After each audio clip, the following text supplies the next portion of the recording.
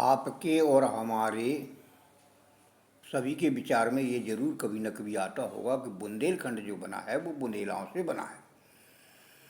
और बुंदेला कौन थे, कहाँ से आए, ये किसी को मालूम नहीं था। ये मैं बताता हूँ आपको। बुंदेला एक क्षत्रिय राजपूत थे। ये सूर्यवंशी थे, भगवान राम के वंशज थे। भगवान राम के पुत्र लव से इनकी पारंपरिक वंश चला है।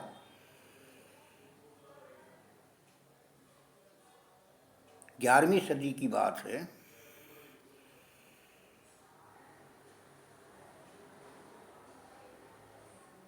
ग्यारहवीं सदी में काशी में राजा वीरभद्र सिंह थे। उनकी दो रानियां थीं। पहली रानी के चार पुत्र थे, दूसरी रानी का एक पुत्र था जिसका नाम पंचम सिंह था। उनको हेमकरण भी कहते हैं। वो गैरवार थे। गैरवार और बुंदेला एक ही वंश है, एक ही परिवार के माने जाते हैं। चारों भाइयों ने राज बांट लिया, पंचम सिंह को राज नहीं दिया गया। जबकि पंचम सिंह जो है माँ विंध्यवासिनी के उपासक थे, बहुत बड़े भक्त थे। तो वो जा करके सीधे माँ विंध्यवासिनी के पास पहुँचे और माँ विंध्यवासिनी के यहाँ उन्होंने घोर तपस्या की। तपस्या करने के काफ़ी समय बाद जब विंध्यवासिनी प्रकट नहीं हुई तो उन्होंने विचार बनाया कि मैं अपना शीश अर्पण करूँगा। और शीश अर्पण करने के लिए तैयार होने के लिए उन्होंने तलवार जैसी बाहर निकाली और सर पर जैसी लगाना चाहे तो माँ विंध्यवासिनी प्रकट हो गई। माँ विंध्यवासिनी प्रकट होकर के कहती है, भाई तू क्या कर रहा जी, क्यों अपने बलि दे रहे हो? तो पंचम सिंह कहते कि माँ मैं क्या करूँ बताओ। भाइयों ने मेरे साथ अच्छा नहीं किया, उन्होंने राज ले लिया, मुझे राज से हटा दिया गया। मैं आपके पास आया हूँ, मैं तो आपका सेवक हूँ, आपका दास हूँ, आपका पुत्र हूँ, आपके पास आया हूँ। अब आप बताइए मैं क्या करूँ। तो विंध्यवासिनी ने उनसे कहा, बोले आप चिंता मत करो, मैं आपके साथ हूँ, दोनों आप एक साथ रहेंगे। आप गढ़कुलार जाइए और गढ़कुलार में आपको राज प्राप्त होगा, ये मेरा वरदान है। माँ विंध्यवासिनी देवी जो है श्री कृष्ण की बड़ी बहन थी, नंद और यशोदा की कर जन्मी थी। कंस के हाथ से चटक रखी ये विंध्यवासिनी देवी विंध्याचल पर्वत से आके वास करने लगी। और यहाँ से जो है पंचम सिंह जब गढ़कुलार पहुँची, गढ़कुलार में उन्होंने कुछ समय बिताया। उसके बाद वहाँ अपना राज स्थापित किया, राज चलाया। वहाँ भव्य मंदिर बनाया, विंध्यवासिनी देवी का मंदिर बनाया। तो उसमें जो है विंध्यवासिनी देवी गिंधवासिनी के नाम से प्रकट हुई। विंध्याचल पर्वत पर रहने के बाद से तो वो विंध्यवासिनी देवी बनी और गढ़कुलार में रहने के बाद वो गिंधवासिनी देवी बन गई। वहाँ से जो है अपने राज को स्थानांतरण करके गढ़कुलार से जो है ओरछा लेके आए। ओरछा में राज किया।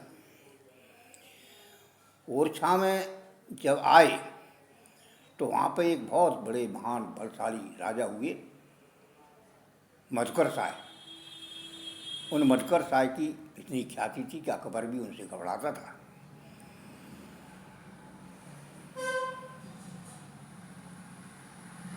अच्छा, गढ़कुलार में जो किला है बहुत विशाल किला है, उसे भूतिया किला से भी नाम से जाना जाता है।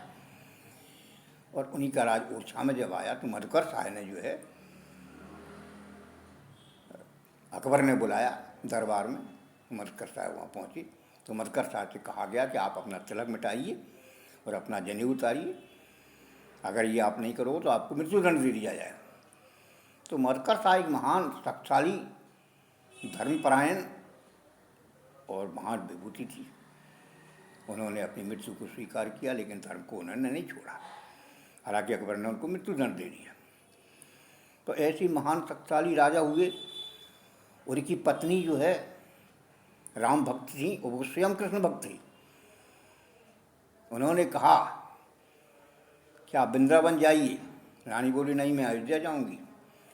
रानी हट करके अयोध्या गई तो मत्स्यकार साहब बोले कि अगर भगवान राम आपको इतने प्रिय हैं तो अयोध्या से भगवान राम को ओरछा लेके आओ। तो रानी ने ऐसा ही किया, तपस्या की काफ़ी। जब भगवान प्रकट नहीं हुए तो उन्होंने जो है सरयू नदी में छलांग लगा दी। नदी में जाती भगवान राम की गोदी में आ गए, उन्होंने उठाया। भगवान राम ने वचन दिया, चलो मैं तुम्हारे साथ जाता हूँ, चलता हूँ, लेकिन एक शर्त है मेरी कि जहाँ आप मुझे रख दोगे वहीं मैं स्थापित हो जाऊँगा। तो आकर के वहीं जहाँ उन्होंने रख दिया, ताजमहल रामलला का मंदिर बनाया, वहीं स्थापित हो गए। हालांकि वो ले जाना चाह रही थी और आगे, लेकिन वो नहीं गए, वहीं स्थापित हो गए। रामलला के नाम से आज भी माने जाते हैं। और भगवान राम जो है वो ओरछा के ही राजा माने जाते हैं, अयोध्या के नहीं, क्योंकि वो राजा ओरछा में थे, दिन में ओरछा रहते थे, रात में विश्राम करने के लिए अयोध्या जाते थे। ऐसे महान बलशाली हुए हैं, बड़े बड़े शक्तिशाली हुए हैं बुंदेला वंश में। मधुकर साय के ही वंश में एक और महान व्यक्तित्व पैदा हुआ है, उनका नाम था हरदौल बुंदेला, लाला हरदौल के नाम से है।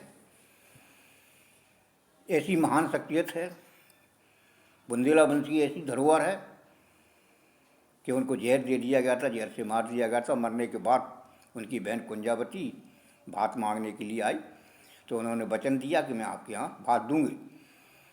थान पे गई, वो भात मांगा तो उन्होंने आकाशवाणी की, आप जाइए बहन, चिंता मत करो, मैं भात लेकर के आऊँगा। और उन्होंने अपनी भांजी का मरने के बाद भात दिया। तो ऐसी महान हस्ती है जो बुंदेला वंश में पैदा हुई है कि आज भी वो पूजे जा रहे हैं। बुंदेलखंड में ही नहीं, भारतवर्ष के कई जगहों पर हरदौल बुंदेला को पूजा जाता है। जब किसी लड़की या लड़के की शादी होती है तो उनको आमंत्रित किया जाता है, कार्ड उनको दिया जाता है, और लोगों को विश्वास है कि इनके आने के बाद हमारे शादी में किसी प्रकार का कोई व्यवधान नहीं आएगा। तो ऐसी हस्तियाँ हैं, बहुत बड़े बड़े राज हुए हैं, बहुत बड़े राज प्राप्त किए हैं। बुंदेलखंड को अच्छे राजाओं की बुंदेलाओं ने धरोहर रखी है।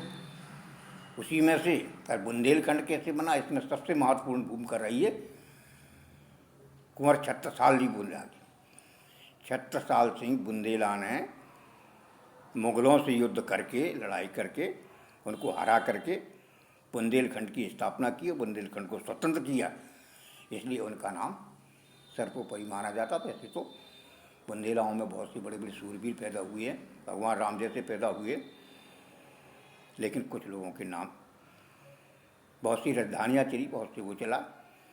बुंदेलाओं की इस प्रकार की जो है कथा आती है। तो गहरवार बुंदेला एक ही चीज़ है, गहरवार बुंदेला।